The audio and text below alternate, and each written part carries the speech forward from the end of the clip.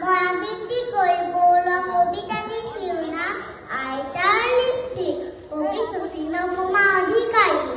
আইতাৰ লিপষ্টিক, আইতাৰ দুয়ো ওঠ ৰঙা টিটি, লগাই সদায় থাকে তেওঁ লিপষ্টিক।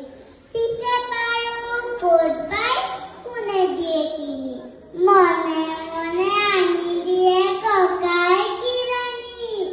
এই ভাবি কথাষাৰ সুধিলোহে গৈ, হাঁহি হাঁহি আইতাই ঢেক ঢেক কৈ, বটাটোৰ পৰা আনি তামোল এখনি খুন্দনাত দিলে চোন খানি। তামোলৰ গুৰিখিনি মুখত ভৰাই আইতাই হাঁহি হাঁহি খেলেঙি লগাই, টিপ কৰে ৰসখিনি দিলে উলিয়াই। দেখি মই হতাশা, কিনো কথা পাই, ৰঙা চিঙা হৈ গ'ল উঠ আইতাৰ লিপষ্টিকতো ৰং চাৰ। আইতাই ক'লে, বোপা এয়া লিপষ্টিক, অসমীয়া নাম তামোলৰ। ধন্যবাদ। ধন্যবাদ থাকিল।